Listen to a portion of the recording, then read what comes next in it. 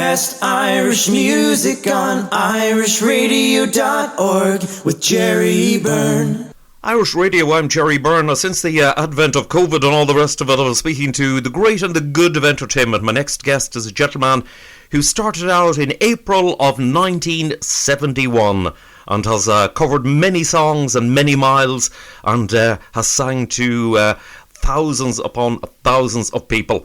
A gentleman who's not a lone singer and entertainer, but also in the more later years a radio presenter. I'm delighted to say hello to the wee man from Strabane himself, Hugo Duncan. Hugo, how are you? Jerry, how are you doing, boy? Not too bad at all. Nice to catch up with you, Hugo. You're still going after all these years. You know, Jerry, I'm like an old antique now at the moment, but I'm still going, thank God, and I get the biggest buzz out of it that I ever got out of it, because it keeps us going through this pandemic. You know, we're going through it all, and we're pandemic. Sorry, but we're going through it all, and we're trying our best to keep people happy. Indeed, and you know, well done on doing all of that. I mean, it was an incredible start to a career. I mean, you started off with the Tall Men in 1971, and then you recorded the iconic hit, and it was a huge success. The song "Dear God." That's right, Jerry. Do you know a band I played for and played with way back in the 70s? 1970, 69, 70. A band you might have known them going back years ago, the Melody Aces. Indeed, they were a big, huge band in Newton Stewart Oma direction, and David Coyle was the lead singer, and Shay Hutchison, who was a great country singer, he was there as well. And I played bass guitar with them for a while and sang as well, and it just went on from there. And then I got an audition with Pio McCann, God rest his soul. He died there recently, and Pio got me an audition for the Tall Men. But they weren't the Tall Men at that time. They were Frankie McBride's old band, the Polka Dots. So I got the audition with them, and I went for the audition, and there was a bit of a sort of a disagreement at the end of the whole lot of it. Not with me, but with Pio and the manager. And the manager was going to be Grey Hughes, and we had Con Hines was involved at one stage, and Barney Curdy was there as well. But what happened was, they said I was a good enough singer, but I was too small. Because Brendan Barr was 6 foot, Brian Call was 6 foot, all the singers were all 6 foot, and here was me, 5 foot nothing. Right. So, but Pio stood the ground, and Pio says, "What are you looking for?" Now, he didn't put it as nice as I'm putting it, but he didn't say, he said, "What are you looking for? Are you looking for a singer or a male model?" Yes. So, I got the job. Through the help of Pio. Pio got me the job in the band. Right, excellent stuff. And I mean, from that, like you never looked back. You were very, very fortunate to record the song "Dear God." I was, and it was a song that Margot had recorded it, Brandon Shane had recorded it, lots of people had recorded it, and I was just a new face. I was only 20 years of age. 20 years of age. I was 20. I was 20 on the 26th of March. I was married on the 2nd of April the same year. And, my mum died that year as well, so I was a one-parent family. So it worked in everything just worked in at the same time, and it left that I was never on my own at any time, because my wife Joan was always there with me as well. And then we had a daughter, Suzanne, in 71. And we just kept on going. And I was very lucky and very fortunate that I recorded the stuff, and the stuff worked well, and I had a good band behind me, good management behind me. But we didn't realise what we were doing. I was a young fella, 21 years of age, and stars in the eyes, and no brain there at all. And but thanks be to God and His Holy Mother, I got out of it and got into it, and I enjoyed it very well. Indeed, that was excellent. I mean, it would dawn. I mean, you have worked right through from then in music and in singing. I mean, you've recorded one thing that you have recorded a huge amount of albums over the years. I have. I was very lucky. I went to Outlet Records in 1982 or 83. Now, I was with Ritz and Release Records and Ritz Records and the whole lot up until, not Ritz, but Release, up until the mid-70s. And then I fell in the fortune that a lot of entertainers fell on, was I got a fondness for drink. And I took a fair drink at the time, and I sort of did myself no favours. But thanks be to God, I caught myself on after, I would say it was the 28th of December 1983. I took my last drink, and the first day sober was the 29th of December 1983. And thanks be to God and His Holy Mother again, I haven't drank since. Well done, well done. That's that does take some going. And then, Jerry, because I hadn't done anybody any harm, the only person I'd done harm to was myself. A lot of people give me a second chance. And it's good when you get a second chance. When you get it, you make the best you can of it. And thanks be to God, I've been working since, through thick and thin, and I had my ups and my downs. But I'm there, and we struggled on, and thank God it worked for us. Indeed, it certainly did. It handsomely worked for you. And also, something that you've done for many, many years is that you've done a huge amount of charity work. We've done a great bit of charity work. As a matter of fact, I'm going out tomorrow again to a place called Saintfield, and then I'm going out the following Saturday to another place called Keady in County Armagh. But, I always maintain, Jerry, what you do for charity, you give in one hand, but you get it back in the other. And it's not a one-way system. And, God's good. Yes. And I've been very fortunate.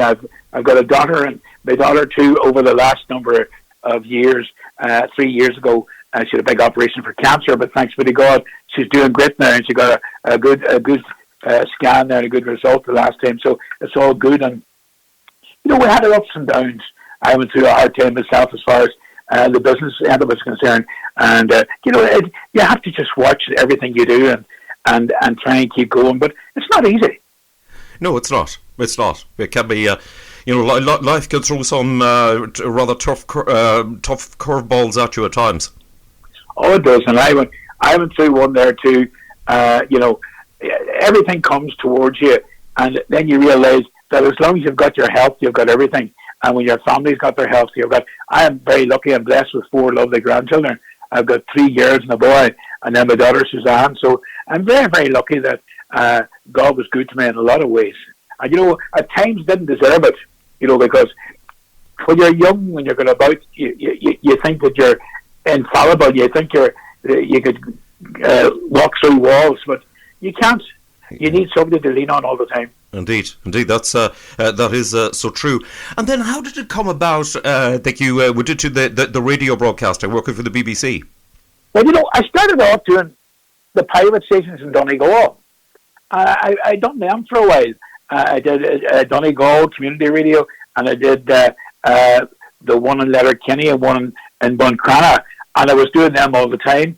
And then I got the opportunity to go in one time in the mid-70s, late 70s, to stand in for a great radio presenter called Don O'Doherty. He was going away in 5 weeks holidays. So I went in and I stood in for him with the BBC. And then they brought me back to do a 50-minute show once a week. And then I got it up to a 50-minute show on 2 occasions a week. And then we just kept on going in and out and in and out. And then I got a Saturday program and I got a Sunday program. And we kept on going and going. And in 1998, I started off on the 5th of October, I think it was, 5th of September. And I started off there with a job for 6 months. So I did it for 6 months, and I thought I was gone at the end of it because I had no academic qualifications. I was a man on there, and I had no fluent speech or nothing at all, but I tried to do it, and I got it for 6 months, and now over 20 years later, I'm still doing it yet. Well done. Well done, excellent stuff. Fantastic achievement, fantastic achievement, Hugo, for you. Like from the days of starting off, like in the tall men. And Jerry, what I have to say too, I was very lucky. I've got 3 girls who work with me all the time, 3 ladies, and I have Joe Murphy, I've got Mary Mack, and I've got Gillian who comes in there 2 at times, and the 3 of them are there. But I remember Joe was put on to me as my producer, and Joe came in as my producer, and with me having no academic qualifications at all, I was finding it very difficult to read big long pages of stuff. I didn't actually read them. I skipped over the whole lot of them. And I remember one day I'd been in for about 6 months, and I got to know Joe fairly well, and I knew she was a decent person. So I happened to say to Joe one day, "What is that word there?"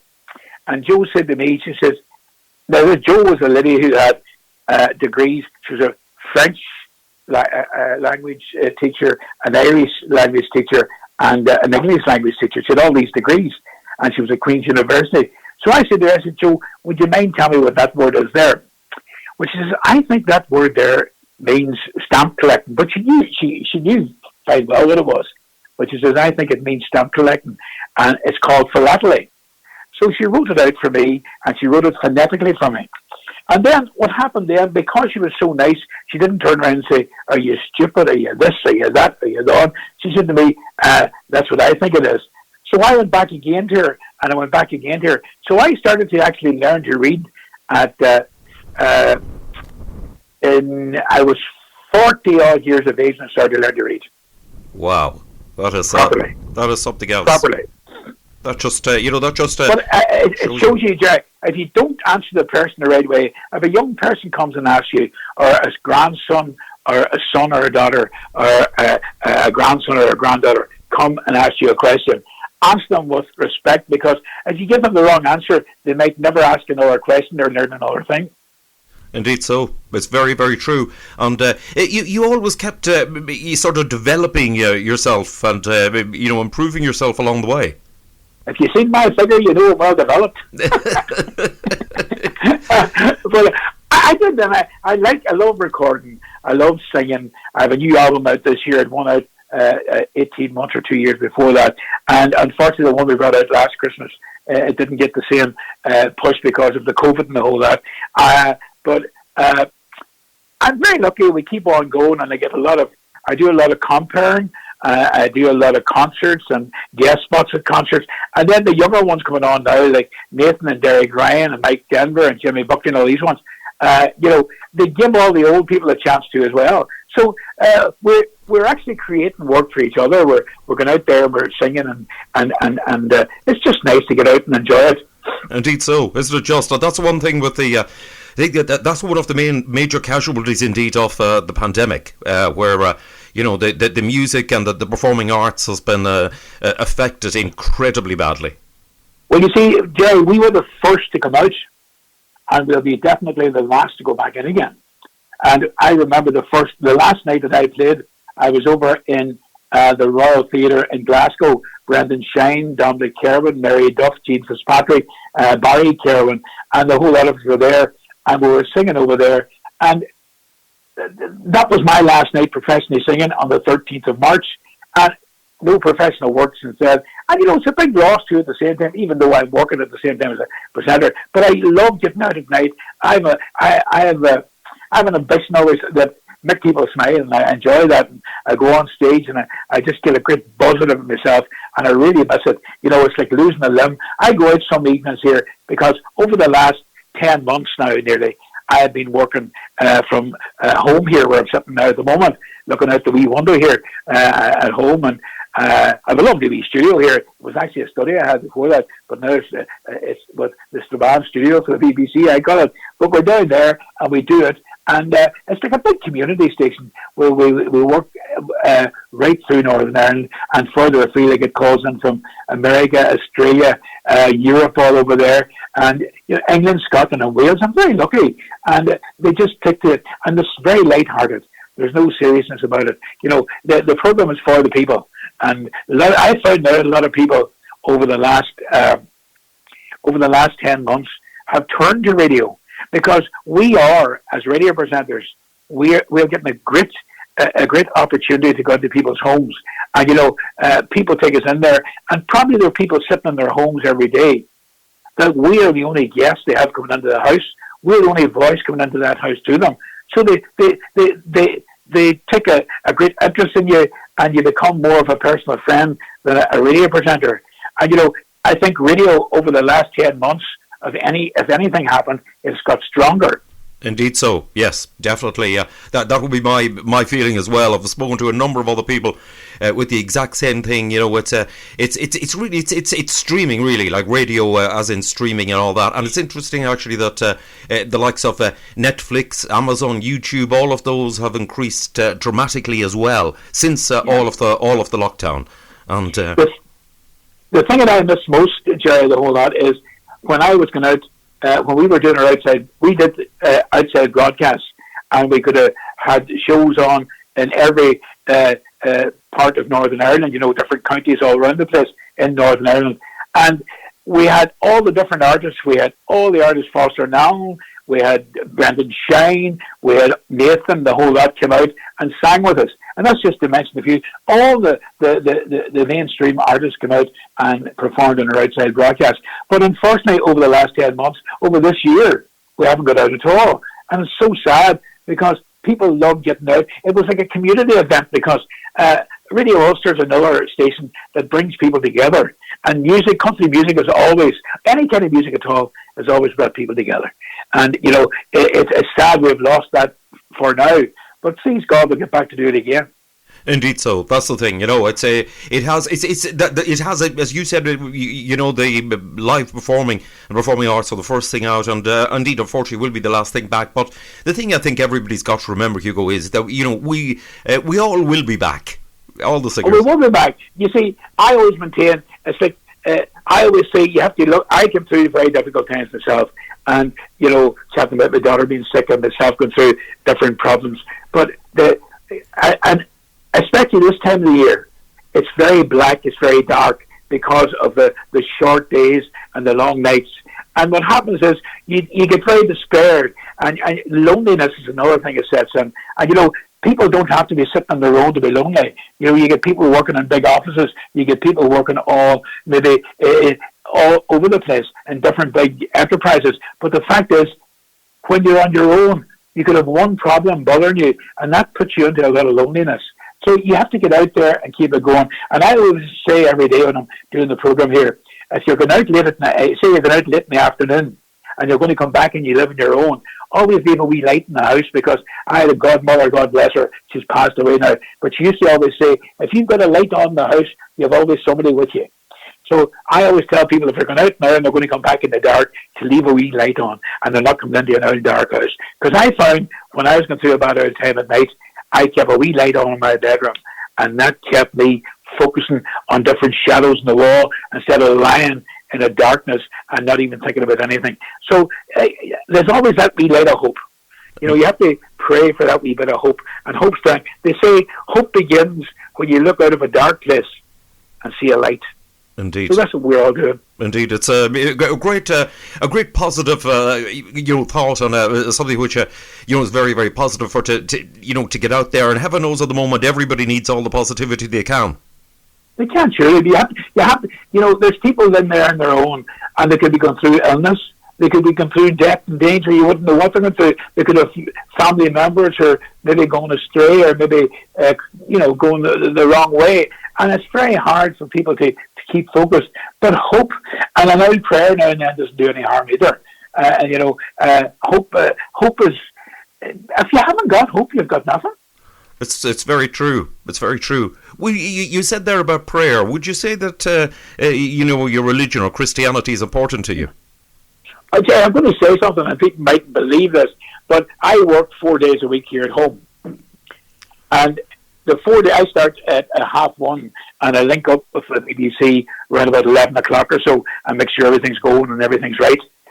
But before that, I would go out to a mass every morning and come back in again, and then do my program then. And it's not because I'm religious, because I'd probably be the biggest sinner listening to this radio tonight. I'd be probably the biggest sinner. But it's my wee way of having my own wee meeting with the man I want to meet with, way. So I go out there, and when I came off the drink, when I came off as an alcoholic years ago, I used to go every day too as well. Not to sit in a church or a chapel to pray, a repetitive prayer, just to sit and have a chat to somebody, even if you're... You see, the good thing about chatting to yourself, Jerry, the boy you're chatting is no smarter than you are. So I chat away to myself all the time too, and try and look at a positive view. Yes, yes, that's absolutely superb. That's a superb way of of looking at it, and a superb way of living. I think and continually having the positivity. Well, that's what it's all about, and you have to get out there. I'm positive. I get up this morning before about 5:30 or so. I get up this morning, and I was leaving the house after getting a shower and the whole lot, get a bowl of cornflakes and heading out the road, and then I travelled 90 miles to work, and I got up to work in good enough time. I was in work about 8:30, 8:45, and then I got 5 programs together. I did today's program.